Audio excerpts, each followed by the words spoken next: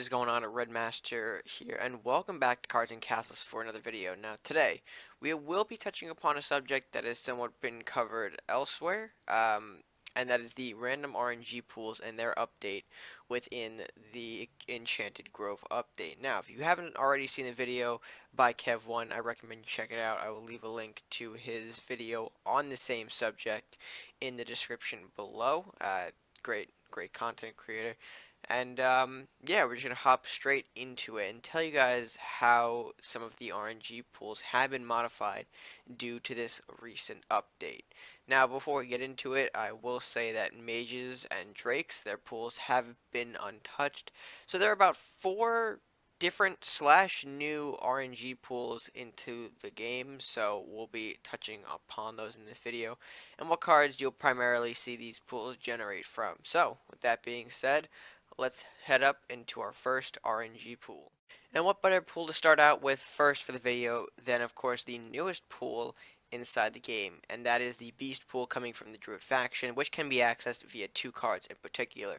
You have Call Beast for 3 gold, followed by the 5 gold Beastmaster, in which case you get 2 beasts.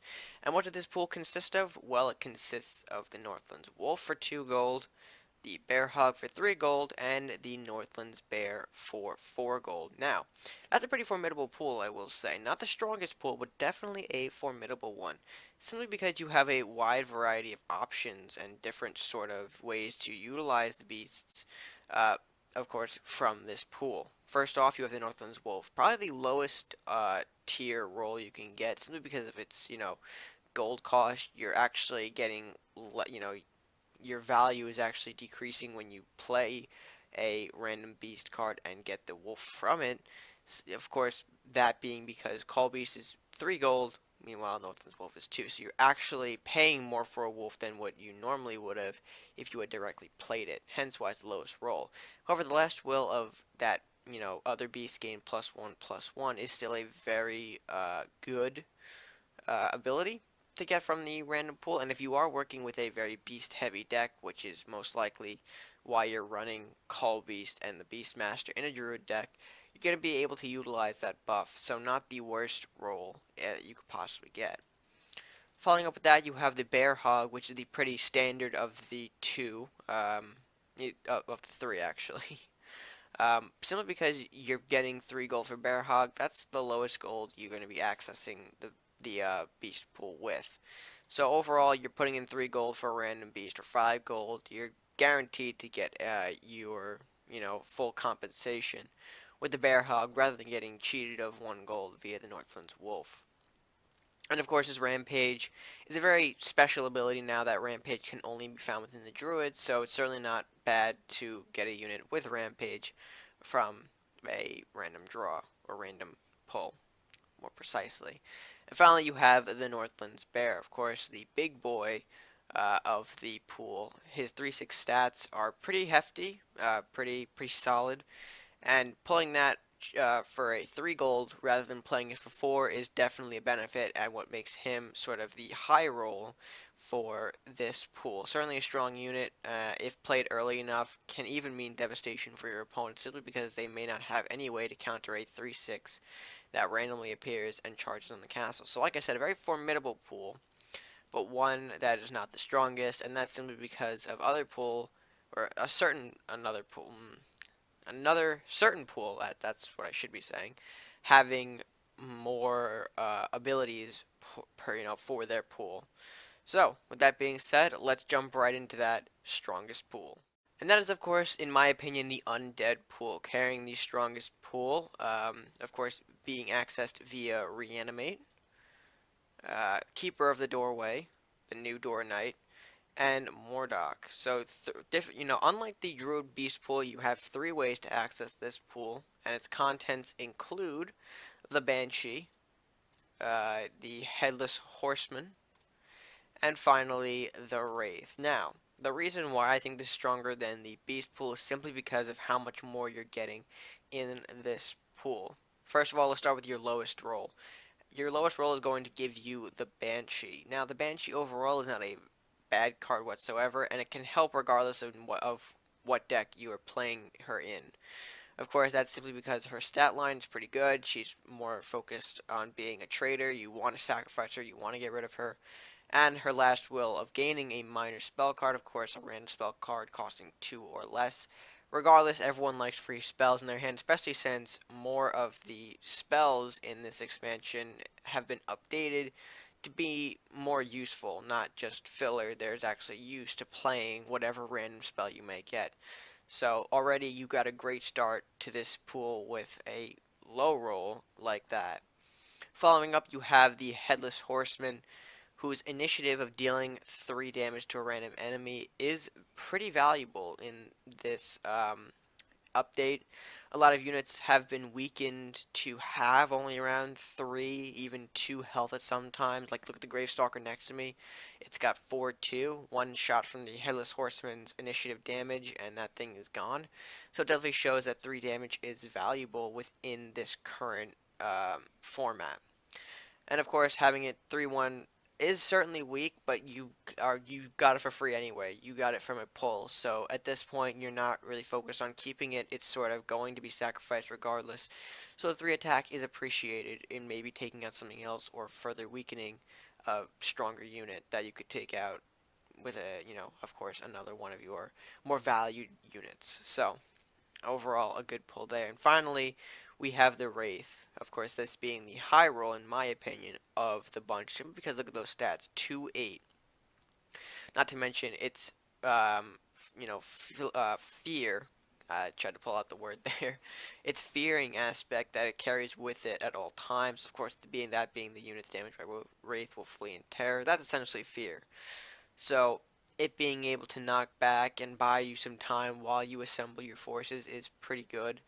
And like I said, the 2-8 stats can be easily powered up by something else and make it even a bigger threat. So a great high roll from the Undead Pool.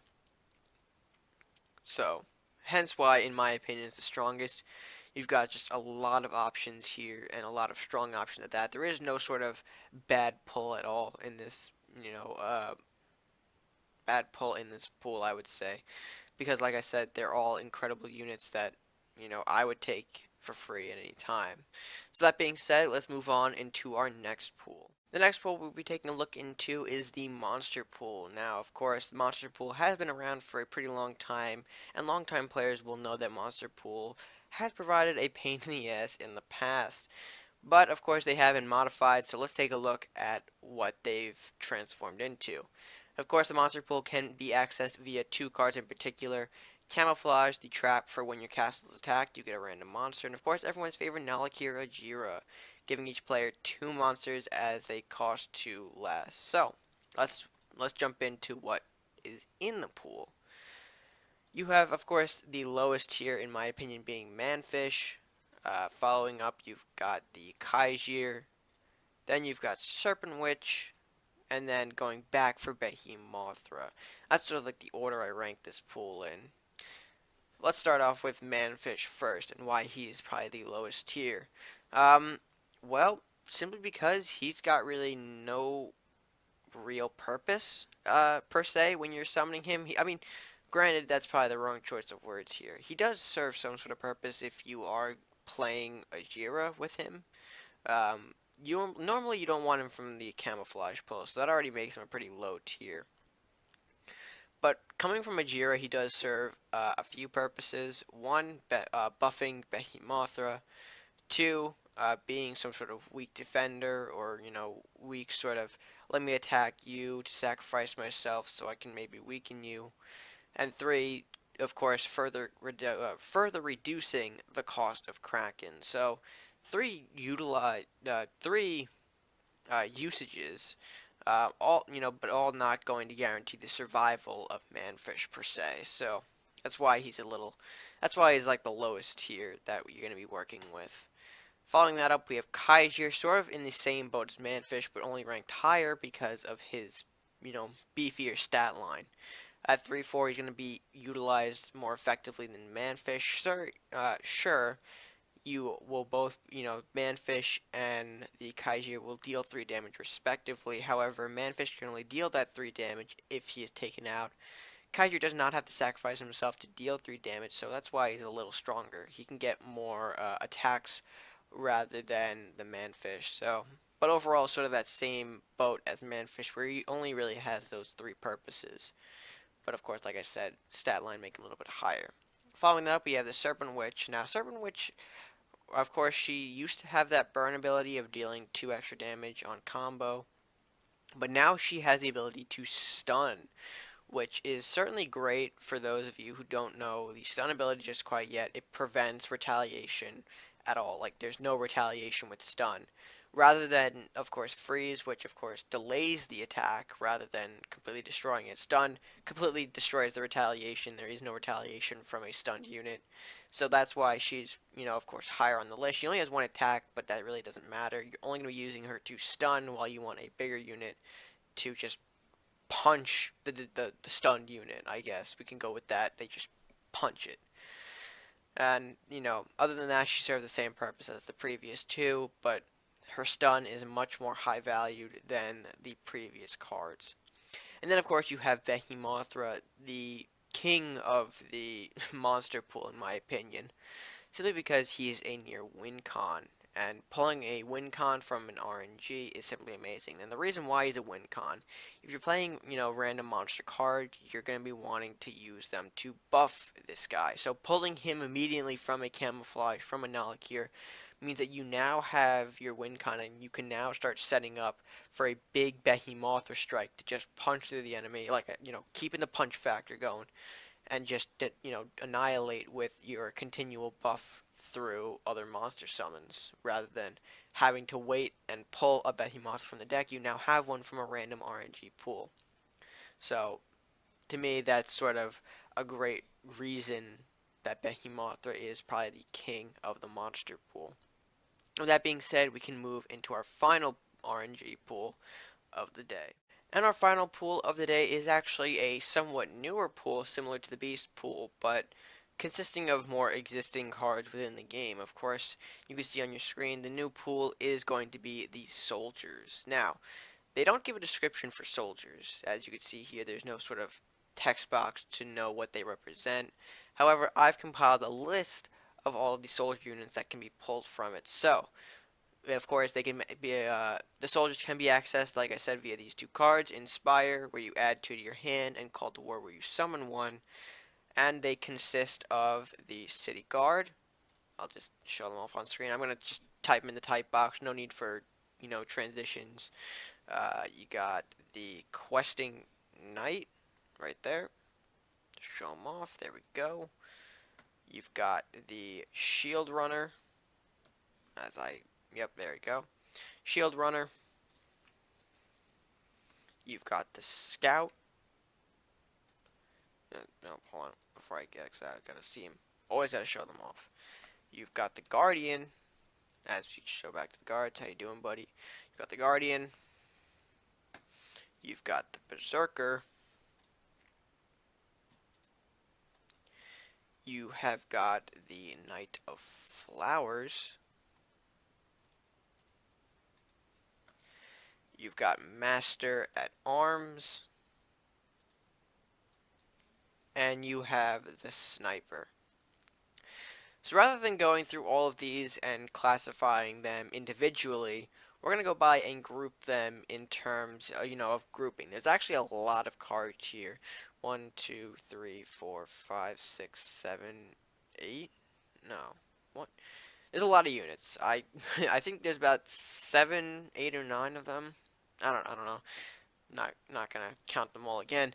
But they are certainly a lot of units that you're working with here. Of course, going to be grouping them based on, I think, groups of 3 or 4, depending on how they are. So let's start with Group 1. Group 1 is going to be probably City Guard, Shield Runner, and tough one. I would have to say Berserker as your low tier pulls from it, simply because they're not going to be strong enough to survive. Of course, with Berserker you might be able to trade something, and the Shield Runner can of course take maybe 2 shots, but overall they're not going to be useful to mount some sort of attack, or they're not going to be able to push forward towards the castle. They're only going to be really used for defense and setup, not so much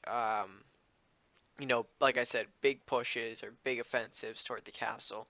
So hence why they're the low tier of the group. Following up, you have your mid tier, which you probably considered questing knight, master at arms, guardian, and probably guardian. Yeah, I'm gonna say guardian. So the reason why these are mid tier is that they're going to be probably providing more than the previous uh, three. I said three last time. It's kind of hard to get. You got all these numbers in your head. You've got about, with these units, they're slightly different in terms of they could probably do more and actually some synergize well. But I mean, you've got, like I said, questing knight. You've got guardian and the master at arms. They're not going to be doing too much. Like they're going to be mainly trading, but at least they have some sort of ability to launch a counter-offensive or a counter-push. And like I said, they do have some synergy with Questing Knight and Guardian being knights. You can definitely buff them with a Crusader Knight spell or the stables to make them even more powerful. And of course, Master at Arms, that 4 attack, can definitely trade with something on the field, so he is not the worst pull you can get from it. And then following up, you have the high tier, which is probably going to be the rest of the cards I didn't mention. You've got Scout, Knight of Flowers, and the Sniper. So, of course, these guys, pretty much the best of the bunch right here. Scout, because Scout's overall just a strong unit. You've got, well, strong in the sense that his 3-4 is sort of like Kaijir stats, but not like monster based, so you can maybe be able to utilize him outside of the ninjas and not rely on, ninja monster shenanigans to get Scout. So, sort of, they're sort of like the same thing, really. With Kaijir at 3-4, Scout at 3-4. Scout's just better because you have some more ways of getting him. He's a neutral, so on and so forth. Of course, you have the Knight of Flowers as well. Let's go to the Knight of Flowers real quick because I actually want to showcase something about him. His Awakening of gaining +2/+2 actually makes him a 4/5 and technically the strongest unit of the bunch stat-wise. Knight of Flowers, again, extremely powerful. So if you get him for free, that's going to be a nice 4/5 for you. You're going to be wanting him to just simply beat people with his shovel. And yeah, I mean, just that power. And he can synergize, of course, with not only the Knights, but the Awaken as well. So it gives him more breathing room to work with and more potential for the decks that you're working with. And then finally, you have Sniper. The only range unit on here, of course, he is slow, but he's got that incredible 3/3 for a range unit. That's incredible. So getting him from the random soldiers is definitely going to help you. It's just a matter of getting him on the field. If you summon him from a call to war, that's probably going to be your best bet. You don't want the Inspire to pull him because then you have to waste 4 gold to play him. But regardless, if you still get him, it's still a good 3/3 range to have. So not that bad, not that bad. And overall, that's a soldier pool. I think it's a pretty strong pool, and definitely want to see how it goes, if there's going to be anything further added to it in the future. Because it's looking like a big variety pool, big pool of diversity for many neutral, human-like units. So with that being said, I think that's going to do it for the pools. So let's cut to the outro. And yes, with that being said, we are going to close out the video for today. If you guys did enjoy the video, please be sure to give it a like, share with your friends, and comment down below what you think of the new RNG pools. Do you like them? Do you dislike them? And tell me why. I'm curious to know what you guys think about these new pools. And of course, if you are new to the channel, please be sure to hit that subscribe button. Show your support just by clicking that subscribe button and joining the channel, helping it grow, all that good stuff. Of course, we are going to be doing some more videos like this, everything you need to know. We'll be doing more faction-based and some other, more hidden mechanics that maybe people weren't aware of upon initial release date. So, with that being said, guys, until next time, stay game.